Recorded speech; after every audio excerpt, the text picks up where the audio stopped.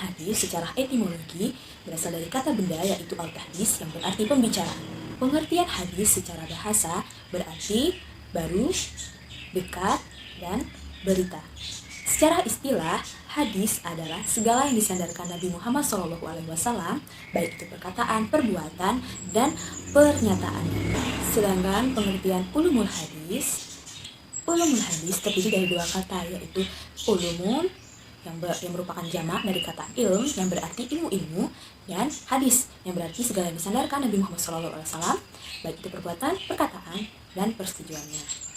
Pembagian ilmu hadis ada dua macam. Pertama, pembagian ilmu hadis dan ilmu usulul hadis. Yang kedua, pembagian ilmu riwayah atau proses periwayatan hadis dan ilmu diroyah, yaitu matan, kaidah matan yang tercatat pada sanad. B. Urgensi dan ruang lingkup studi hadis. Pertama, urgensi atau pentingnya untuk mempelajari studi hadis ini sudah kita ketahui bahwa hadis adalah sumber kedua setelah Al-Quran.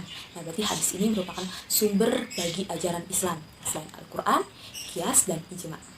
Selanjutnya, ruang lingkup dan pembahasan studi hadis. Nah, pada periwayatan hadis ini terdapat 4 unsur. Pertama, rawi. Rawi adalah yang meriwayatkan hadis. Yang kedua, yaitu sanad. Sanad adalah sandaran hadis atau sumber atau rangkaian para rawi secara keseluruhan yang meriwayatkan hadis.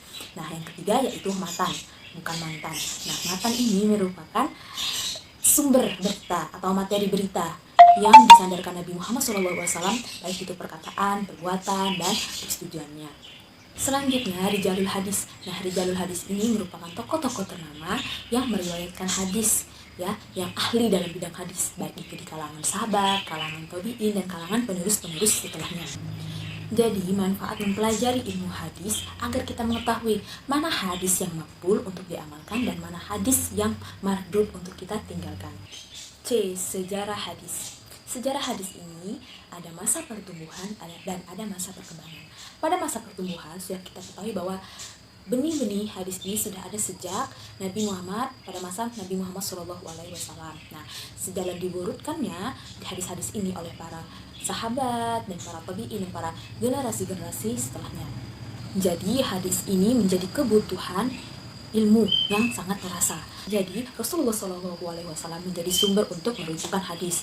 Nah, setelah wafatnya beliau, terjadilah pertentangan atau konflik untuk mengetahui mana hadis sahih dan mana hadis yang dhaif, ya, sehingga membutuhkan tolak ukur untuk menyeleksi penerimaan, periwayatan, dan penyampaian hadis ini. Selanjutnya, pada masa perkembangan hadis. Nah, perkembangan hadis ini ada 6 periode. Pada abad pertama, 1 Hijriah, pada masa ini disebut Asrul Wahyi Ut Takim. Nah, yaitu turunnya wahyu dari pembentukan masyarakat Islam. Selanjutnya, pada masa Khulafaur Rasyidin, para sahabat-sahabat besar Rasulullah SAW. Nah, pada masa ini, hadis memasuki masa pengokohan dan penyederhanaan riwayat. Pada periode ketiga, pada masa tabi'in atau para sahabat-sahabat kecil, ya. Nah, pada masa ini, hadis-hadis ini mulai berkembang, mulai tersebar hadis-hadis riwayat di kota-kota.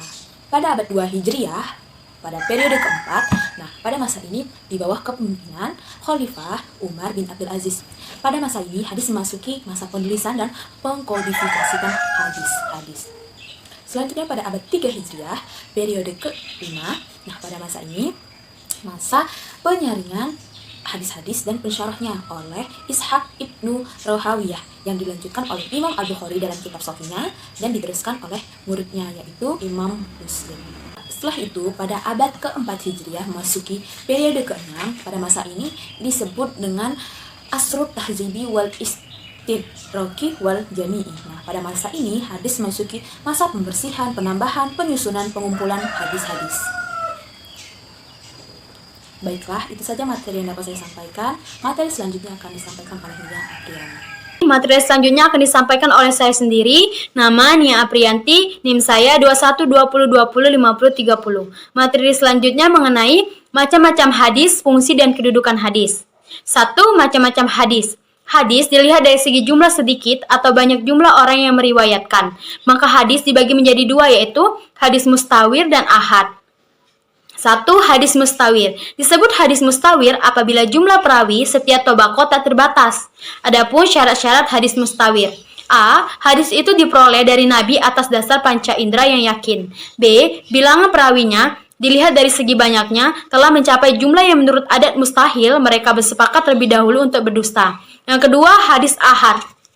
Hadis ahad adalah jika jumlah rawi di setiap tabakohnya belum mencapai jumlah mutawatir. Ulama membagi hadis ahad menjadi 3 macam, yaitu 1. Hadis masyhur, yaitu hadis yang diriwayatkan oleh 3 perawai atau lebih di setiap tabakohnya. Mahmud Tahahan menyebutkan terdapat beberapa macam hadis masyhur. 1. Hadis yang masyhur khususnya hanya di kalangan ahli hadis. 2. Hadis yang masyhur di antara ahli hadis ulama dan awam. 3. Hadis yang masyhur di antara para ahli fikih. 4. Hadis yang masyhur di antara ahli usul fikih. 5. Hadis yang masyhur di antara ahli nahwa. 6. Hadis yang masyhur di kalangan awam. 2. Hadis gharib, yaitu hadis yang diriwayatkan satu perawi. Hadis gharib terbagi menjadi 2, yaitu gharib mutlak dan gharib nisbi. Gharib mutlak ialah hadis yang menyendiri seorang perawi dalam periwayatannya pada asas sanad. Sedangkan gharib nisbi ialah hadis yang terjadi gharib di pertengahan sanadnya. Adapun penyebab kedhaifannya karena beberapa hal. 1. Sebab terputusnya sanad. Akan terputus sanad pun terbagi 2 bagian. Yang pertama adalah terputus secara zahir atau nyata, yaitu A. Mu'alaq. Mu'alaq adalah apa yang dibuang dari permulaan sanad baik satu rawi atau lebih secara berurutan. B. Mursal adalah apa yang terputus dari akhir sanadnya yaitu orang sesudah tabein atau sahabat. C. Muqdal adalah apa yang terputus dari sanadnya 2 atau lebih secara berurutan.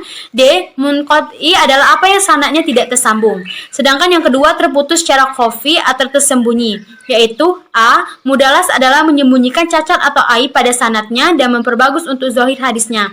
B. Mursal khafi adalah meriwayatkan dari orang yang ia bertemu atau sezaman dengan apa yang ia tidak pernah dengar dengan nafas yang memungkinkan ia dengar dan yang lainnya seperti qa'ala. Sebab penyakit pada rawi. Penyakit pada rawi terbagi atas 2, yaitu atau ketakwaan dan dobit atau kehafalan. Adapun yang pertama adalah ketakwaan, yaitu 1. Pendusta, 2. Tertuduh dusta, 3. Pasia, 4. Bid'ah, 5. Kebodohan. Adapun penyakit pada dobit hafalan yaitu 1. Jelek hafalannya, 2. Lalai, 3. Banyak, 4. Ucapan yang menipu. Cabang-cabang hadis adalah sebagai berikut. 1. Ilmu Risal al-Hadis, yaitu ilmu yang membahas hal dan sejarah para rawi dari kalangan sahabat, tabi'in dan atba'at tabi'in. 2. Ilmu al-Jarh wa at-Ta'dil, yaitu ilmu yang membahas tentang kecacatan dan keadilan seseorang. 3. Ilmu Fanil Mubhamat, yaitu ilmu untuk mengetahui nama orang-orang yang tidak disebutkan dalam matan atau dalam sanad. 4. Ilmu Ilal al-Hadis, yaitu ilmu yang membahas tentang penyakit.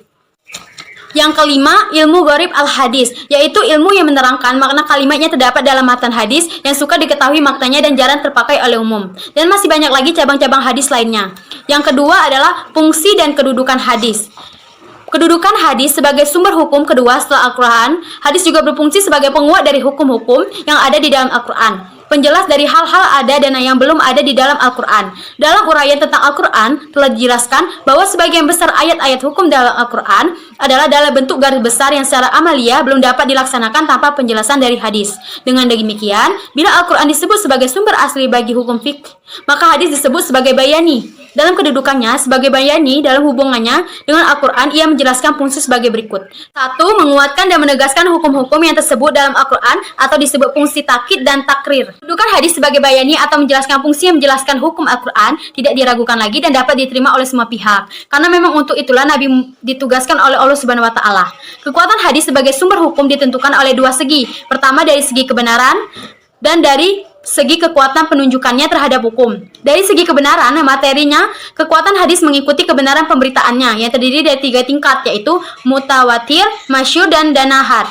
Itu saja penjelasan materi dari saya mengenai macam-macam hadis dan fungsi dan kedudukan hadis. Materi selanjutnya akan disampaikan oleh Saudari Echa. Kepada Echa saya persilakan. Baiklah, saya akan menjelaskan tentang hubungan dan perbedaan Al-Quran dan hadis. Yang pertama, hubungan Al-Quran dan hadis. Banyak di dalam Al-Quran yang menjelaskan tentang kewajiban untuk tetap beriman kepada Allah dan Rasul-Nya. Iman kepada Rasul sebagai salah satu yang keharusan sekaligus untuk individu. Al-Quran hadis adalah sumber ajaran Islam yang satu sama lain tidak bisa dipisahkan. Al-Quran memuat ajaran-ajaran seperti umum dan global, sedangkan hadis memuat untuk ajaran yang menjelaskan daripada Al-Quran itu sendiri. Perbedaan hadis dengan Al-Quran. Yang pertama, Al-Quran memiliki bahasa dan makna yang berasal dari Allah Subhanahu wa Ta'ala, sedangkan hadis memiliki bahasa dan makna yang berasal dari Rasulullah Shallallahu Alaihi Wasallam. Yang kedua, Al-Quran dapat periwayatannya tidak bisa hanya disampaikan dengan maknanya saja, namun hadis periwayatannya dapat disampaikan hanya dengan maknanya saja. Yang ketiga, Al-Quran merupakan sebuah mukjizat, sedangkan hadis bukanlah sebuah mukjizat. Yang keempat, isi Al-Quran wajib dibacakan ketika sholat, sedangkan hadis tidak diperbolehkan. Yang kelima, Al-Quran mendapatkan jaminan keutuhannya, kesempurnaannya, dan kebenarannya. Namun, kalau hadis tidak dijamin kemurniannya. Yang keenam, Al-Quran merupakan ketetapan dari Allah Subhanahu wa Ta'ala, sedangkan hadis merupakan contoh perilaku, pikiran, perbuatan, dan ucapan dari Rasulullah Shallallahu Alaihi Wasallam. Yang ketujuh, bahasa Al-Quran bersifat umum, sedangkan hadis bersifat khusus.